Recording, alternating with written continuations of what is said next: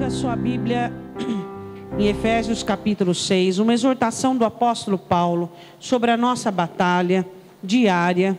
Temos uma batalha diária para lutarmos contra demônios, principados e potestades. Efésios capítulo 6, versículo de número 10, ele exorta a igreja de Éfeso a essa batalha e essa luta. O tema da mensagem é demônios no templo. Os demônios habitam no templo? Habitam no templo. E nós vamos saber o que é que faz com que esses demônios saiam do templo. Efésios 6:10. No demais, irmãos meus, fortalecei-vos no Senhor e na força do seu poder. Paulo recomenda que nós sejamos fortes e tenhamos força que vem da parte de Deus. Revesti-vos de toda a armadura de Deus, para que possais estar firmes contra as astutas ciladas do diabo. Ele recomenda que nós tenhamos os lombos cingidos com a verdade, tenhamos a couraça da justiça, os pés do evangelho, o escudo da fé, o capacete da salvação, e assim vai. Aí ele diz assim, versículo 12: porque não temos que lutar contra a carne e o sangue, mas a nossa luta, ele diz, é contra os principados. São demônios que são príncipes que exercem um governo sobre uma situação. Contra potestades, são forças das trevas. Contra príncipe das trevas deste século, contra as hostes, um pequeno exército, hostes espirituais da maldade nos lugares celestiais. Podemos assentar abrindo comigo a sua Bíblia em Lucas capítulo 4. Lucas capítulo 4, versículo de número 31.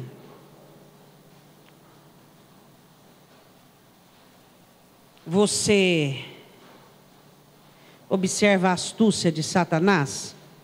E aí você observa a astúcia dele na serpente. Estava tudo tão bem no paraíso, no Éden. E lá apresenta-se Satanás na serpente, estragando tudo. Este é o objetivo de Satanás, estragar tudo.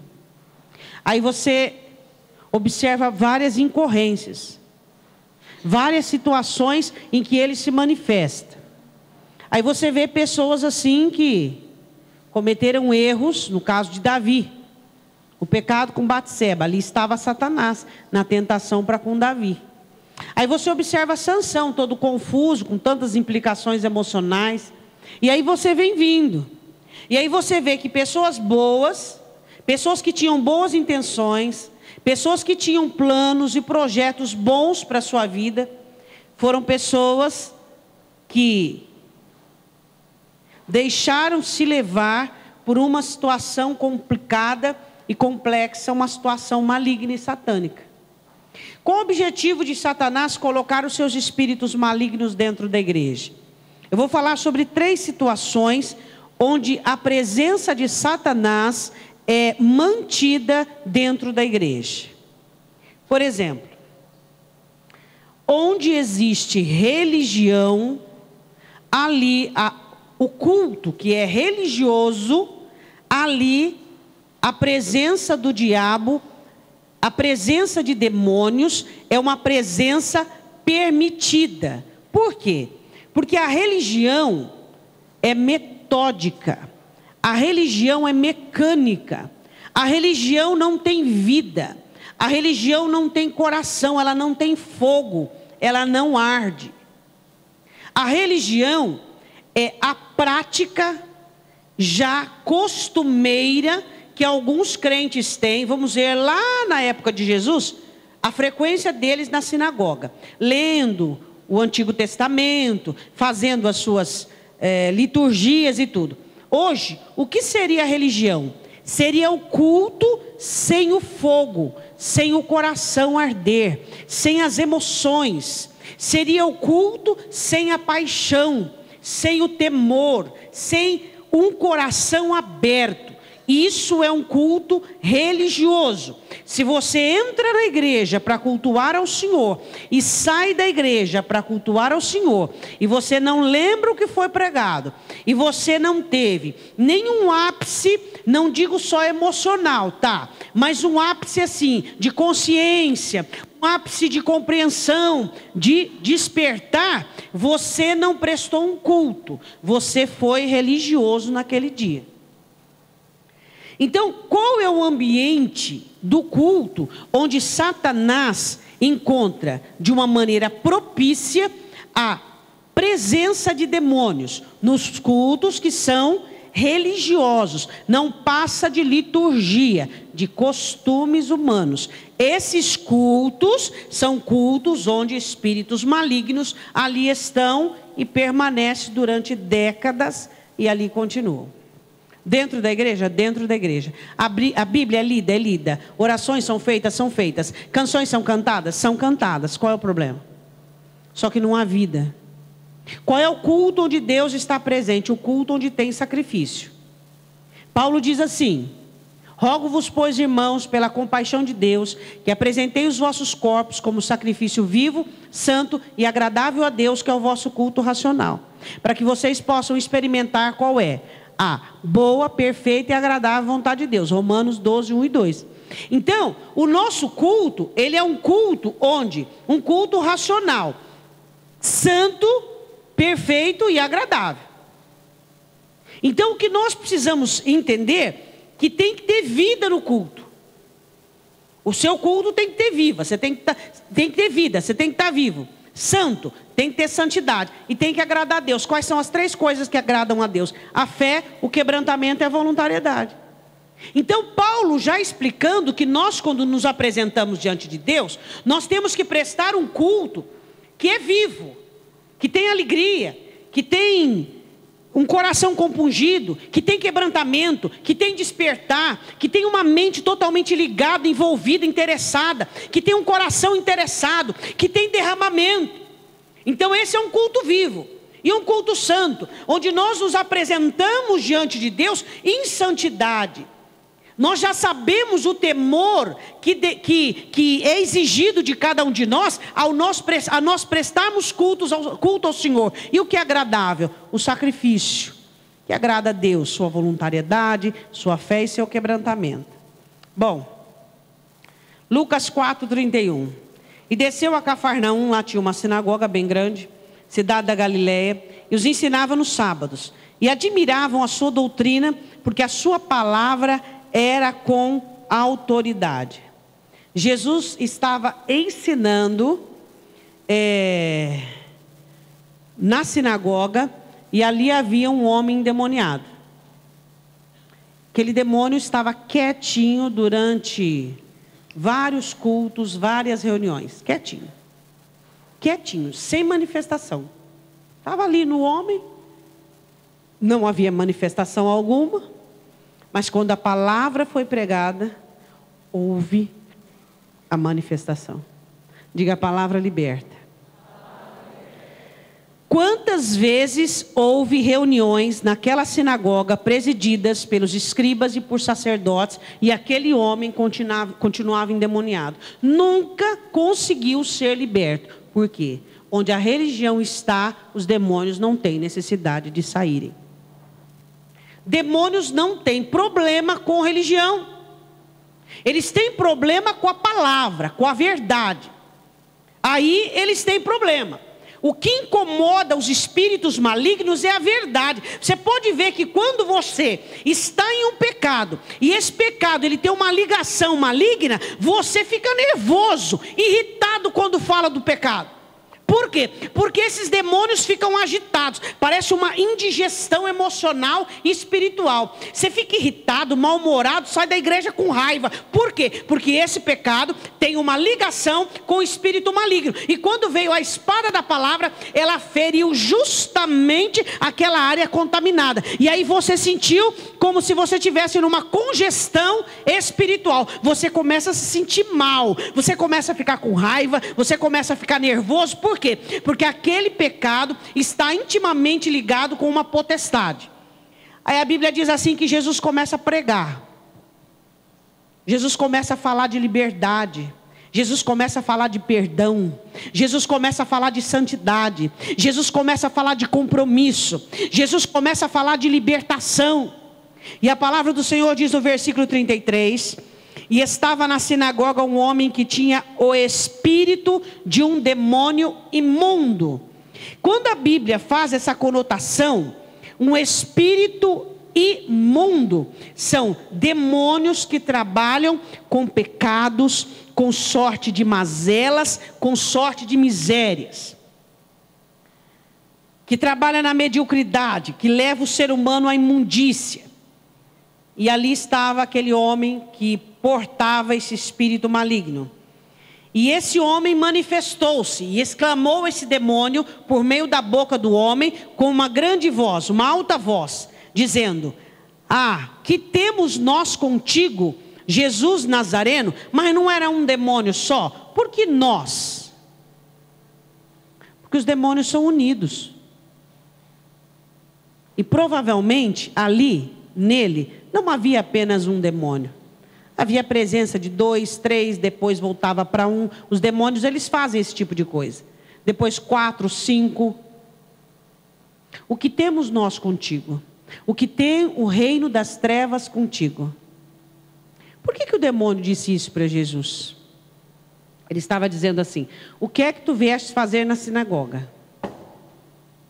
Eu estava aqui tão tranquilo, na vida desse judeu, na vida desse religioso.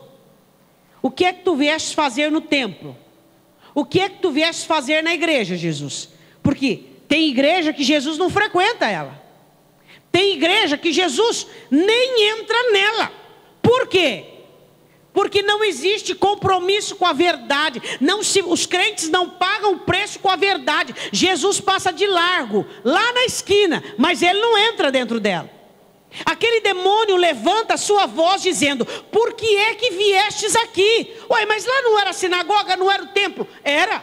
Só que ali era uma suposta habitação para alguns tipos de demônio, assim como algumas igrejas. Existem igrejas que existem, vamos dizer assim, supostos crentes que entraram endemoniados, vivem endemoniados e morrerão na igreja homenageados e endemoniados. Por quê? Por falta da verdade, por falta da palavra. Ele olha para Jesus e diz: Jesus, o que é que nós temos a ver contigo? Por que é que viestes aqui? Deixe-nos quieto. Deixe-nos quieto. Você acha que realmente é a sua religião que vai te salvar? É a sua denominação? Porque a minha igreja, ela tem 100 anos, não sei das quantas, 200 anos, é parecendo um museu. E você também de vida espiritual já está velho e acabado. Não é a sua religião que te salva. Não é o tempo que você tem de crente. Não é o cargo que você tem. Não é o quanto você conhece a Bíblia, mas é o seu culto, onde você derrama seu coração, onde a sua vida é ali colocada diante do altar. Então você sai de uma situação religiosa para um culto de sacrifício vivo, santo e que agrada a Deus.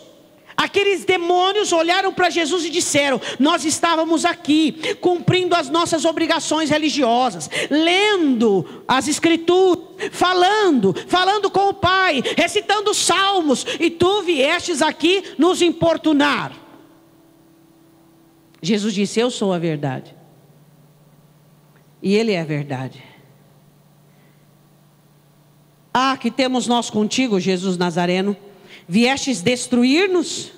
Bem sei quem és, o Santo de Deus. Tu viestes nos destruir? Jesus iria apenas expulsar aquele demônio, tirar aquele demônio daquele moço. Mas ele não ia destruir os demônios. Não era o momento, não é a hora. Paulo diz aos Coríntios ainda que ainda falta o governo de Satanás ser destruído. Ainda não foi. Paulo explica aos romanos que ainda falta o governo das trevas, os principados serem destruídos totalmente, porque ainda não foi. E eles começam a falar. E uma das ações malignas dentro da igreja é a fala. Em crentes que falam impensadamente, em crentes que falam sobre amargura, em crentes que falam de ressentimento, em crentes que falam do passado, em crentes que falam de uma maneira aleatória, de uma maneira irreverente. Eles começaram a falar. Fazendo uso da boca daquele homem, os demônios falaram e se reportaram a Jesus Cristo. E a palavra do Senhor diz assim no versículo de número 35. Jesus o repreendeu dizendo: cala-te. Porque Jesus não queria que os demônios falassem. Quantos demônios cochicham nos ouvidos dos crentes, enganando os crentes, falando coisas que não estão dentro da Escritura, levando os crentes a terem considerações malignas, e eles não conseguem olhar para esses espíritos malignos e dizerem: cala-te. Quando Satanás fica incitando você, dizendo: olha, fica amargurado, porque isso não se faz. Por que você não diz para ele: cala-te em nome de Jesus?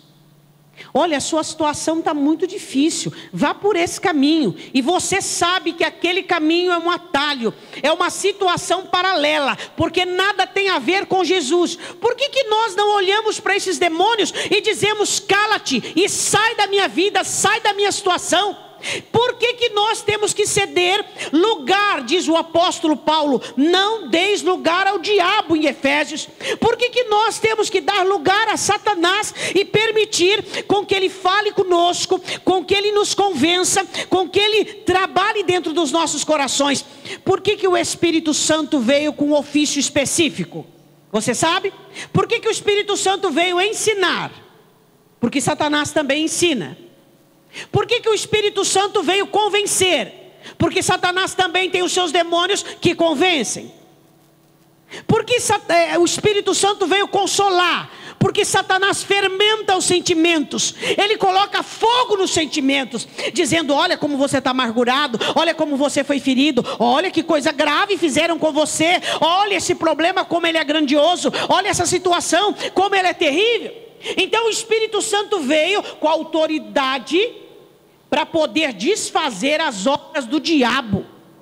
O Espírito Santo consola. O que Satanás faz? Ele fermenta. Ele diz: não, mas você, olha, você não pode permitir, onde já se viu. E ele vai fermentando o seu coração, levando você a uma amargura, e sorrateiramente, camufladamente, ele vai te conduzindo a uma situação paralela à vontade de Deus. A palavra do Senhor diz que o Espírito Santo nos convence, mas Satanás também convence. Ele convenceu Eva. Eva convenceu Adão, ele convenceu Davi, ele convenceu Sansão, e assim por diante.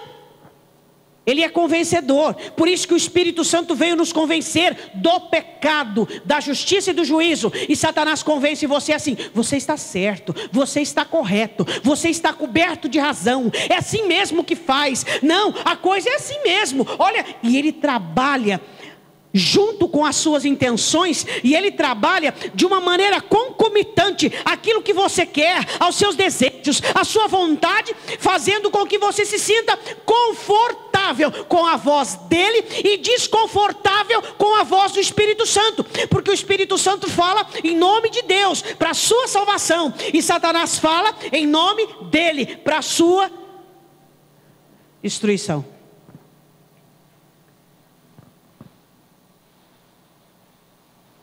Cala-te.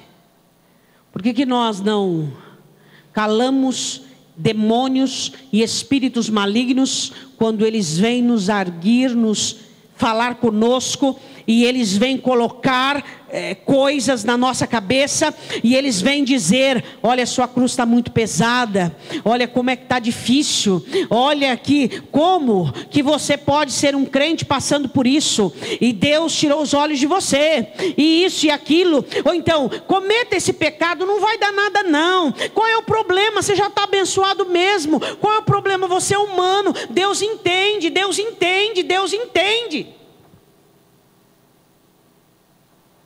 A palavra do Senhor diz que Jesus disse: cala-te. Está na hora de nós calarmos as vozes demoníacas, que muitas vezes elas borbulham e salientam dentro de nós. E sai dele. E o demônio, lançando-o por terra, no meio do povo, saiu dele sem fazer mal. Diga glória a Deus. O tombo não machucou. Lançou por terra, mas não ficou um arranhão. Os demônios devem ser lançados por terra. O lugar de demônio não é falando ao seu ouvido. O lugar de demônio não é falando ao seu coração. Não é te convencendo. É por terra. Diga amém. O lugar de demônios é serem lançados por terra. Jesus disse: sai dele. Então, aquele homem caiu por terra e ficou liberto. E a palavra do Senhor disse assim. Diz assim no versículo 36. E veio espanto sobre todos e falavam uns aos outros dizendo: que palavra é esta? Que até os espíritos imundos manda com autoridade e poder e eles saem. E a sua fama divulgava-se por todos os lugares em redor daquela comarca. Quem é esse que tem autoridade sobre os demônios? É o Senhor Jesus. Aí eu fico pensando, como é que um crente permite, estando dentro da igreja, ouvir o que o diabo diz, ouvir o que o demônio diz e ainda fazer, e não ser capaz de repreender ele, fazendo assim, ó: cala-te, sai da minha vida e lança por terra, em nome de Jesus. Mas ele tem que ouvir, ele tem que dar um lado, dois lados, três lados e quatro lados, direita, esquerda, frente e costa, e vai fazer o que o diabo quer. E aí? O porquê não existe em nós autoridade e poder para repreendermos, identificarmos. Não é porque eu estou na igreja, não é porque eu sou crente, não é porque eu tenho tantos anos de crente, é que o diabo não vai tentar dardo inflamado, laço, peste, praga, convencer, enganar. Ele vai tentar. E ele vai tentar quem? O mundo? Não, o mundo já é dele. Ele vai tentar a mim. Então eu preciso tomar cuidado com o que eu penso. Eu preciso tomar cuidado com o que eu sinto. Passar a luz da palavra de Deus e analisar se está comprometido com a palavra. Não estando, é do maligno. Satanás frequenta a igreja. E ele habita nos religiosos. Demônios gostam de pessoas religiosas. De pessoas que se bancam em seu tempo de crente, em alguns deveres cumpridos, e aqueles que falam: não dá nada não. Não dá nada não. Não dá nada não. Eu faço isso faz tempo, ninguém está sabendo, não dá nada não. Ali ele está habitando. E o que acontece? Acontece, pastora, mas como é que eles continuam, mesmo ouvindo a palavra? Aí existe uma sociedade. Diga comigo essa palavra, sociedade. Qual é a sociedade do crente com o diabo? Sociedade funciona assim. Jesus, na parábola do semeador, ele explica que o cristão, que ele não abre o coração para a palavra, ele não recebe a palavra, o diabo vem e rouba a semente, como um passarinho. Caiu à beira do caminho. Ou então as preocupações, a ansiedade. Ai meu Deus, que hora que é? Ai amanhã eu tenho que fazer isso. Aí ele não está nem... Aí a palavra é sufocada. E assim vai. Então existe uma sociedade com alguns crentes e o diabo. Uma sociedade com alguns crentes e os espíritos malignos. O que a Escritura diz? Que o diabo rouba a palavra que foi semeado e o coração fica infrutífero. Aí ele está dentro da igreja, ele está ouvindo a palavra, ele está escutando a palavra, mas ele não está praticando, porque não tem palavra para ele praticar. E não tem libertação, porque a libertação vem na prática. Diga comigo, demônios gostam de crentes religiosos. Esse demônio habitava dentro da sinagoga. Tem demônios que habitam dentro de igrejas, por meio de crentes que são religiosos. Eu quero falar da segunda situação, Lucas capítulo 13. Eu quero falar de espíritos de enfermidade. Lucas capítulo 13, versículo 10. Eu não quero falar de enfermidade apenas física, eu quero falar de enfermidade emocional, que é uma das piores que existe. E uma das enfermidades emocionais mais comuns se chama jugo. Uma coisa é você ter a sua cruz, que exige de você abnegação, renúncia e morte do eu. Outra coisa é você carregar jugo do maligno. Coisas que você não deve carregar. Não é para você carregar. Você é humano, mas você não leva isso em consideração. Você é limitado, mas você não leva isso em consideração. Aí Satanás coloca em você responsabilidades extremas e você acha que aquilo é para você. E quando você vê, você está encurvando assim, ó. E olhando para onde? Cada vez mais para a terra. Cada vez mais para a terra. E aí você não consegue levantar a cabeça e olhar para o céu. Lucas 13:10. Ensinava no sábado numa das sinagogas. Também na sinagoga havia uma mulher que tinha 18 anos, um espírito maligno. Pastora, mas 18 anos aquela mulher todo sábado na sinagoga endemoniada, com um demônio. Por isso que eu falo. E aí? Ela estava dentro da sinagoga, cumprindo todos os rituais dela. E tinha um espírito de enfermidade que aprisionava ela há 18 anos. Há 18 anos, ela estava aprisionada por um espírito de enfermidade. E aí? Por quê? Religião, frieza, liturgia. Você não tem que ter uma religião. Você tem que ter Cristo. Você tem que amar Cristo. Amar Jesus Cristo. Você precisa dedicar-se a Ele. Você precisa servi-lo. Você precisa honrá-lo. Você precisa decidir-se por Ele. E aquela mulher há 18 anos, ela estava ali com aquele espírito de enfermidade sobre a sua vida, cada vez mais encurvando-se, impedida dos seus afazeres cotidianos, impedida de olhar para cima, já toda torta. E ali Jesus encontra-se com ela. Interessante que ela foi ali para ouvir a palavra. Ela não foi ali para ser liberta. Por quê? Porque ela nunca tinha sido. Ela foi ali para ouvir a palavra. Ela nunca tinha sido liberta. A Bíblia diz assim no versículo de número 11 de Lucas 13: e eis que estava ali uma mulher que tinha um espírito de enfermidade, havia já 18 anos e andava curvada e não podia de modo algum endireitar-se. A Bíblia diz assim, eu quero ler com você. Você não precisa abrir não. Fica aberto aí em Lucas. A palavra do Senhor diz assim.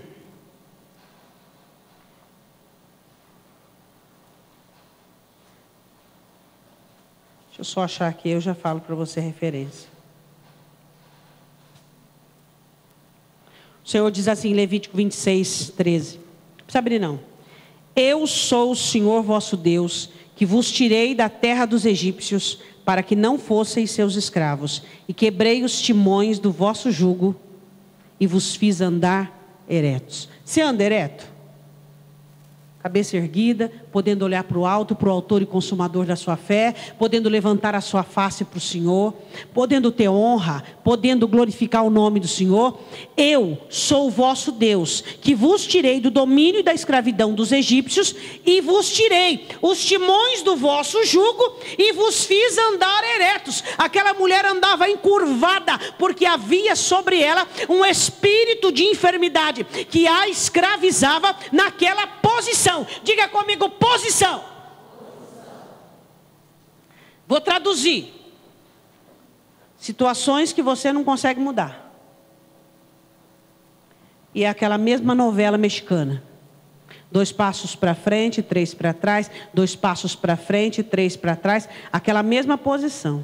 Você olha para a sua vida espiritual, a mesma coisa. Você olha para a sua vida emocional, a mesma coisa. A mesma posição. A mesma posição diante de um problema. Há 10 anos você tremia, hoje ainda você treme. Há 5 anos você caía, hoje ainda você cai. Há 7 anos você murmurava, você ainda murmura. Há não sei quantos anos você fazia outra coisa e continua fazendo a mesma posição. Espíritos escravizadores. Do mesmo jeito não muda. E a palavra do Senhor diz que Ele nos enviou o Espírito Santo para nos vivificar e fazer com que a nossa vereda seja como o nascer do dia até o sol do meio-dia, de glória em glória, vivificados. Mudança, transformação, renovação. posicionamentos diferentes, uma situação diferente. Aquela mulher não podia mudar de posição, meu irmão, porque havia demônios escravizadores sobre a vida dela. Às vezes você não consegue tirar um rótulo espiritual seu. Você nasceu cobiçoso, viveu cobiçoso e vai morrer cobiçoso. Por quê? Porque você tem uma posição garantida por um demônio. Você nasceu no fracasso, viveu no fracasso, conheceu o sucesso em alguns meados da sua vida e voltou para o fracasso. Posição garantida por demônios. Você aprendeu sobre Cristo, quis sair do problema, mas voltou para a lama. Posições garantidas por demônios. E aí? Dentro da igreja, dentro da sinagoga, espíritos malignos que aprisionam as pessoas em posições determinadas para que elas olhem cada vez mais para baixo, cada vez mais para baixo, que elas começam a encurvar-se, que elas começam a adequar-se a jugo. Eu vou aceitar fazer o quê? Isso é uma sentença, isso é uma situação, eu não tenho como sair, eu não tenho solução, eu não tenho saída, e você vai abaixando para que os jugos sejam colocados de uma maneira adequada. Espíritos malignos. O Senhor diz em Levítico 26:13: eu vos tirei do Egito, quebrei os timões do vosso jugo, para que vocês andassem eretos, e não encurvados, e não prostrados, e não vencidos por um pecado, e não vencidos por uma demência emocional, e não destruídos por uma inclinação espiritual. Nós precisamos receber a libertação que vem de Cristo.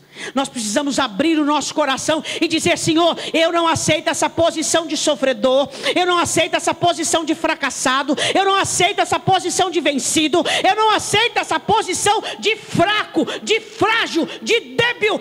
Eu preciso mudar a minha vida. Precisamos olhar para Cristo, identificá-lo como nosso libertador. Não importa quanto tempo você está na igreja, não importa qual cargo você tem, qual dom você tem, mas se você é vítima de um espírito maligno desse, hoje é o dia de você olhar para Jesus Cristo e dizer: hoje o meu encontro contigo, eu quero ser liberto deste espírito escravizador que me mantém nessa posição de decadência, nessa posição de perda, nessa posição de miséria. 18 anos. A Bíblia diz assim, versículo 12: e vendo-a, diga, Jesus me vê. E vendo-a, Jesus chamou a si. Ela não foi até ele, foi ele que chamou. E disse-lhe: mulher, está livre da tua enfermidade. E pôs as mãos sobre ela, e logo se endireitou, e glorificava a Deus. Aleluia. Ele pôs as mãos sobre ela, e ela endireitou. As mãos dele são poderosas. Quem sabe você está andando de uma maneira torta, de uma maneira errada. Se você permitir que ele coloque a mão dele sobre você, sua vida vai endireitar-se. A mão dele endireita os nossos caminhos, a mão dele endireita as nossas vidas, a mão dele endireita a nossa história. Diga glória a Deus. Eu quero que você vá comigo em João capítulo 5, nosso último texto. Havia um tanque de Betesda, casa da misericórdia. João capítulo 5. E ao redor daquele tanque havia pessoas doentes, enfermas, moribundas. E havia um ato de misericórdia da parte de Deus. O anjo descia de tempo em tempo e movia as águas. E a primeira pessoa que se lançasse às águas era curada. Bom, versículo 5. Estava ali um homem que esse aqui ganhou 38 anos, 20 a mais do que a mulher. Se achava enfermo, 38 anos doente. Pode ter coisa pior que isso? Pode ter? Responde para o teu irmão se pode ter coisa pior que 38 anos doente. Eu acho que pode, Jesus falou que pode. Pode ter coisa pior que isso aí. 38 anos, paralítico. Aí Jesus chega perto dele, ele diz assim, Versículo 6. E Jesus, vendo esse deitado, sabendo que estava neste estado havia muito tempo, disse: você quer ficar são? O enfermo respondeu-lhe, versículo 7, eu não tenho homem algum que, quando a água é agitada, me ponha no tanque, mas enquanto eu vou, desce outro antes de mim. Ele era sempre o segundo, ou então o terceiro, ou então o quarto. O dia que ele achava que ele ia ser o primeiro, ele era o segundo. Quem sabe você é sempre o segundo. Você nunca consegue chegar à frente. Não consegue dar certo. Sempre a tribulação chega e bate a mão lá, ó. Ganhei. Sempre a aflição chega e bate a mão, ganhei. E a Bíblia diz assim, 8, e disse-lhe Jesus, levanta-te, toma o teu leito e anda. Logo aquele homem ficou são, e tomou o seu leito e andava, e aquele dia era sábado. Então os judeus disseram àquele que tinha sido curado, é sábado, não te é lícito ser curado, levar o leito, que é isso, está louco? E ele respondeu, aquele que me curou, ele próprio disse, toma o teu leito e anda. Perguntaram-lhe, pois, quem é o homem que te disse, toma o teu leito e anda? E o que fora curado não sabia quem era, porque Jesus se havia retirado, em razão de naquele lugar havia grande multidão. Jesus disse para ele, toma o teu leito e anda. O homem ficou são, levantou, andou, Jesus sumiu, no meio ali da multidão. E ele não sabia que era Jesus. Perguntaram para ele, quem foi que te mandou? Eu não sei. Eu sei que ele mandou tomar o meu leito, eu estou curado. Mas esse homem resolveu ir na igreja. Quanto tempo sem ir na sinagoga? Falou, meu Deus, eu fiquei sarado. Primeira coisa que eu quero é ir na tua casa. Eu preciso te adorar, eu preciso te louvar, eu preciso te engrandecer. Tá.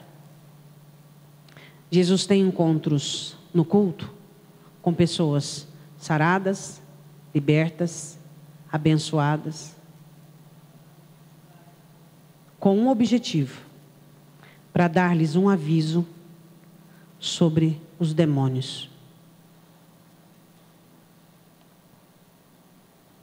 Quantas vezes você, que já tem alcançado da parte dele muitos recursos, inúmeras bênçãos, e um dia ele tem um encontro com você no culto, dizendo, cuidado. Cuidado com as coisas que você alimenta no seu coração. Cuidado com as práticas que você tem feito uso. Cuidado com a maneira que você tem vivido a sua vida. Porque você lembra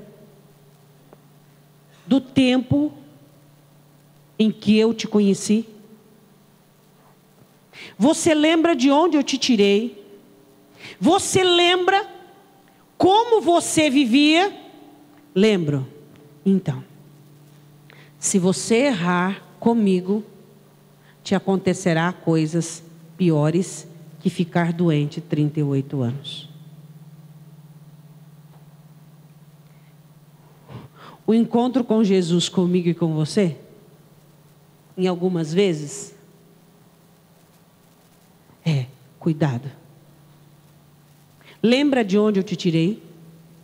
Lembra no dia que eu te encontrei, o caos em que estava a sua vida? Você realmente acha que não é possível ficar pior do que aquilo? Saiba, Satanás está desesperado para fazer com que a sua vida, ele explica isso em Lucas, para fazer com que a sua vida fique 7 vezes pior do que era. Jesus explica em Lucas 11 o quê?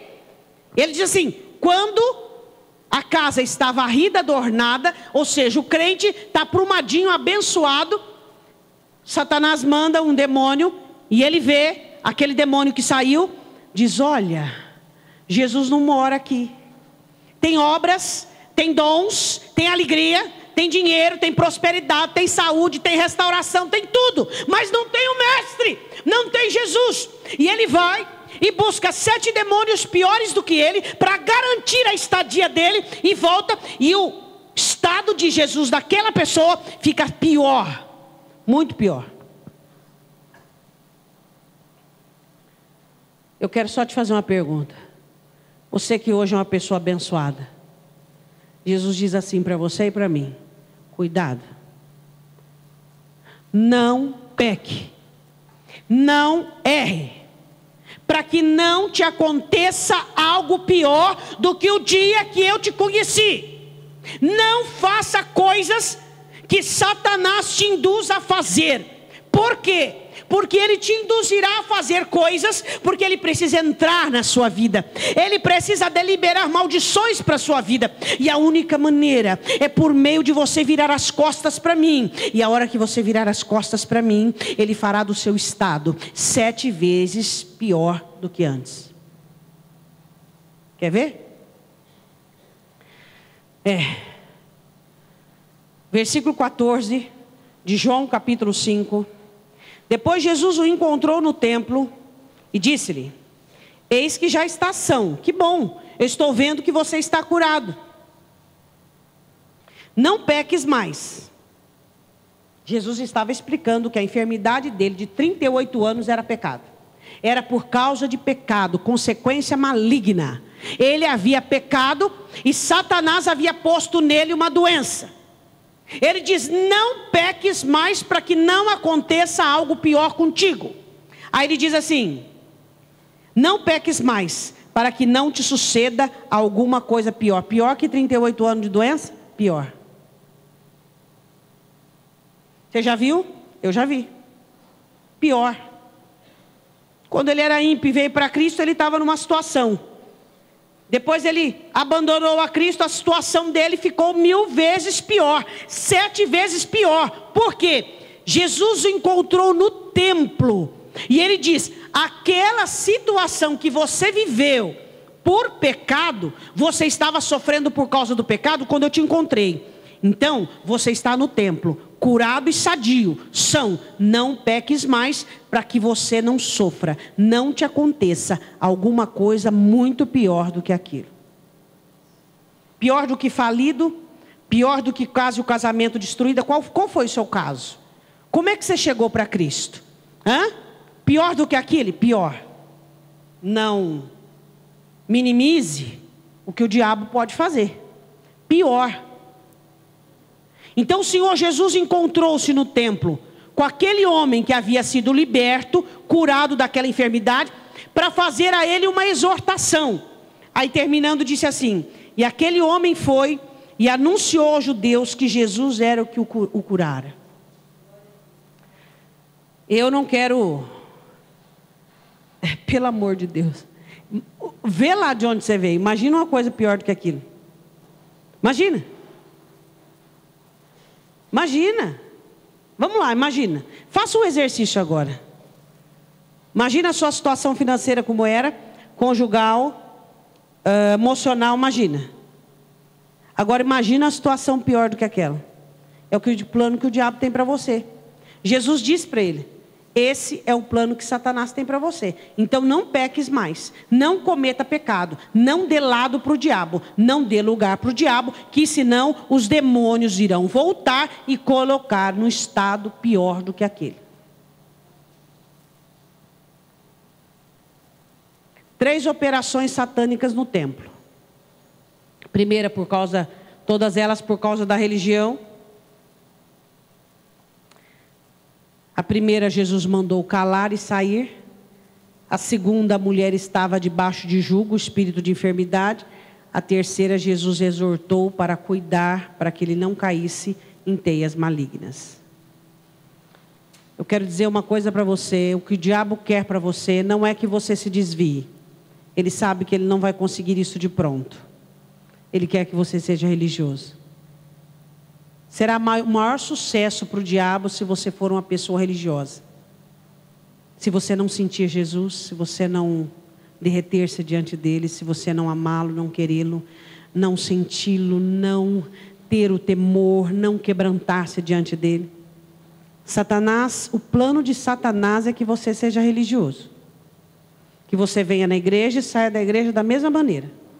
Esse é o plano dele. Ele não quer que você se desvie, ele não quer que você saia pecando. O plano dele é: vamos fazê-lo religioso. Porque fazendo religioso nós entramos. Entrando nós fazemos a festa. O que você fala sobre isso? Demônios não frequentam cultos? Você achava isso? Olha aqui na sinagoga. 3 situações. Demônios não habitam em crentes? E aí? Nós precisamos conhecer um pouco mais tanto as Escrituras, tanto quanto as regiões celestiais. Agora, o que eu e você precisamos entender, que Satanás tem um jugo para mim e para você. Satanás tem a religião, e Satanás quer que nós pequemos. É isso que ele quer. E se ele quer, eu e você vamos fazer o contrário. Eu quero que você feche os seus olhos. Eu quero que você, antes de você orar, você faça alguns minutos de silêncio. E eu quero fazer uma ministração nessa direção seguinte. Aquela primeira manifestação de demônio, aquele homem religioso estava ali, possesso de um espírito maligno. Entrava a reunião, saía a reunião, e ali estava aquele homem endemoniado, mas nunca manifesta.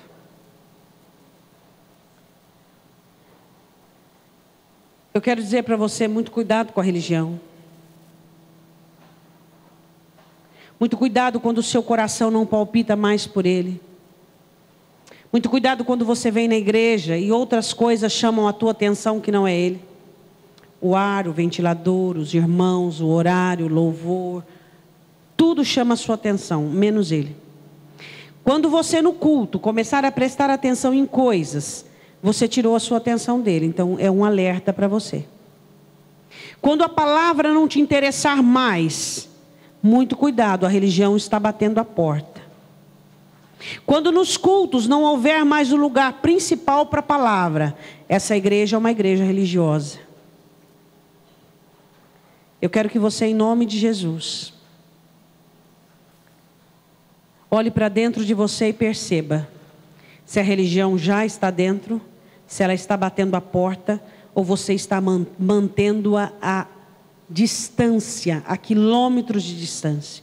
Porque você é apaixonado por ele, porque o teu temor por ele te acende, porque existe fogo no teu coração por ele, porque existe devoção, existe uma necessidade de amar, de querê-lo, existe alegria no seu culto, existe festa, existe quebrantamento, existe paixão, e você se derrama diante dele, existe atenção, ele captura todos os seus sentidos quando fala contigo. Satanás não terá brecha nos corações que são capturados por Cristo. Segundo objetivo de Satanás no templo: primeiro, fazer religiosos. Segundo, fazer com que pessoas estejam subjugadas, chegam para cultuar a Deus cansadas, sobrecarregadas, atarefadas, cheias de compromisso para amanhã. E mesmo no período de culto, a sua mente não para de trabalhar, dizendo: eu tenho que fazer isso, eu tenho que fazer aquilo, eu tenho que fazer aquilo outro. Amanhã a minha agenda está lotada, amanhã a minha agenda está cheia. E aí Satanás vai colocando jugo sobre as suas costas. Ele vai oprimindo você, fazendo com que você não saia dessa posição de infantilismo espiritual. Essa posição onde você não consegue mudar as coisas, onde você não consegue transformar as coisas, e você vai começando a baixar-se, e não consegue endireitar sua vida, ter um posicionamento ereto, direto, comprometido com o Evangelho. Essa é a segunda ação do diabo dentro da igreja. Primeiro, fazer religiosos. Segundo, fazer pessoas que carregam jugos, pessoas que frequentam cultos e que vêm no culto para falar dos seus problemas, para falar de suas misérias, e saem mais carregados ainda, mais opressivos ainda. Elas não chegam para cultuar, para adorar, porque a adoração liberta. Ou adorar ao Senhor transforma e faz com que o crente leve a bênção para casa. O terceiro objetivo de Satanás é fazer com que os abençoados, com que os prósperos, com que os curados não prestem atenção no que Jesus diz.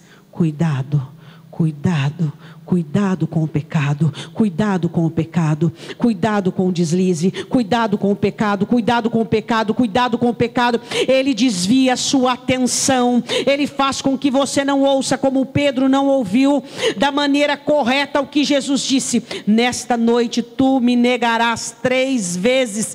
Pedro não conseguiu receber aquela palavra. Assim Satanás tem feito, impedindo as pessoas de receber a palavra de exortação, de receber a palavra de vigilância, e aí ele começa a trabalhar de tal maneira, até que ele faça essa pessoa esquecer-se.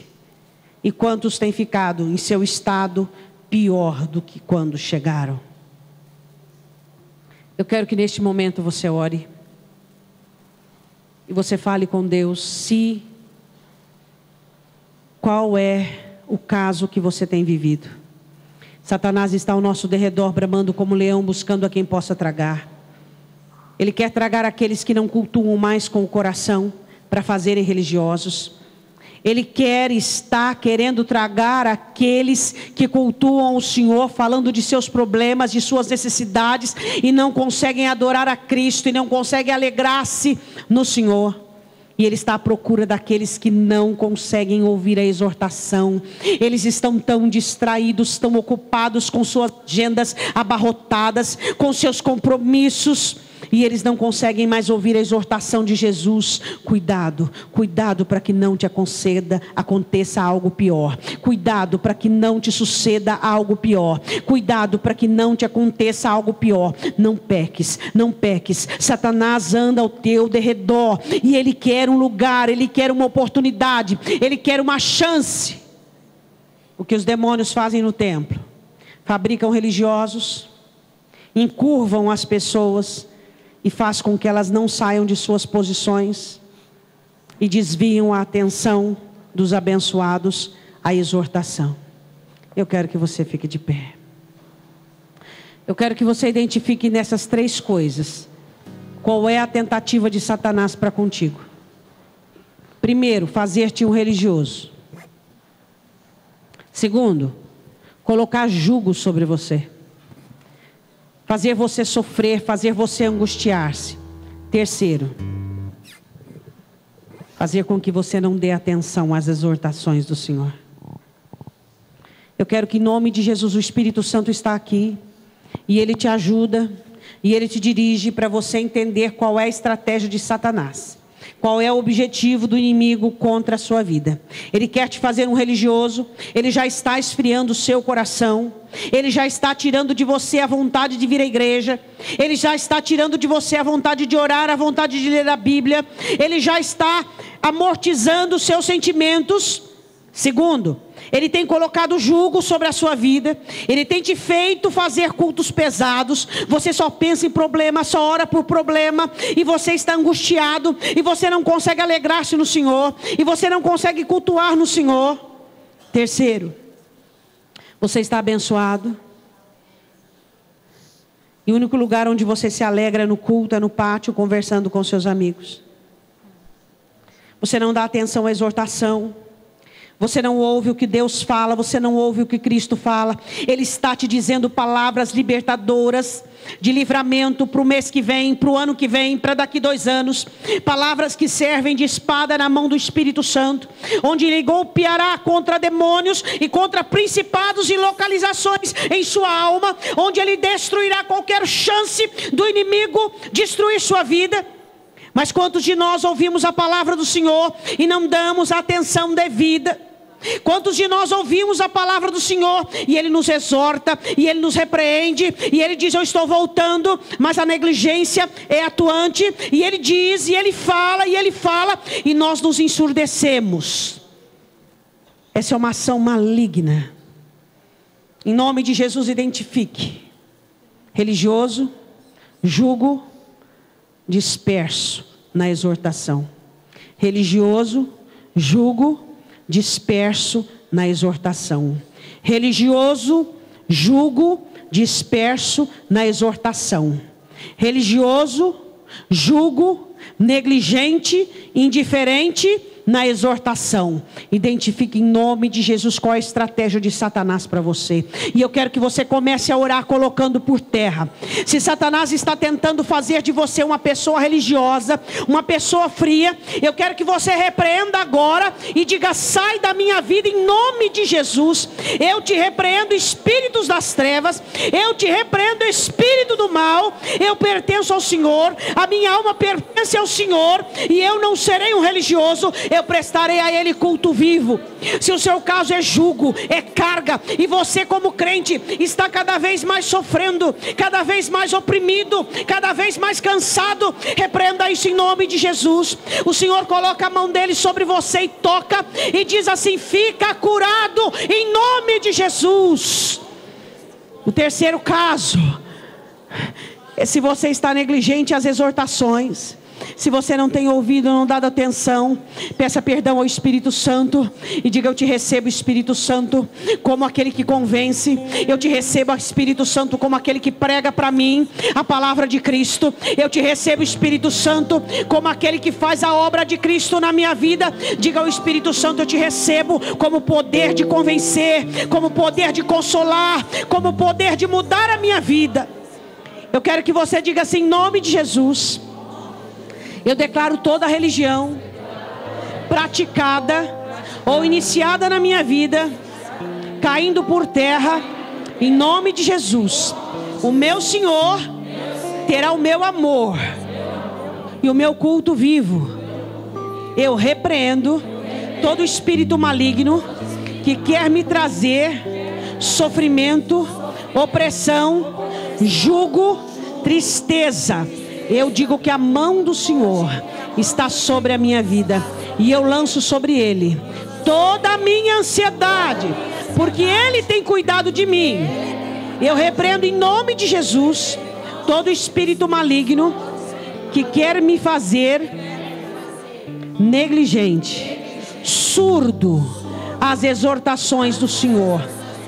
Diga: eu estou atento, eu estou ouvindo. E Espírito Santo, eu te recebo como meu alerta, como meu amigo, como que exorta, repreende, me consola. Pode falar comigo, Senhor. Pode me exortar, porque eu estou pronto para ouvir sobre coisas espirituais. Eu quero que você levante a Bíblia em nome de Jesus assim, ó. Diga assim: em nome de Jesus, pelo poder desta palavra, eu coloco por terra toda ação maligna sobre a minha vida. Eu me declaro abençoado pelo poder desta palavra que me liberta, em nome de Jesus. Diga amém.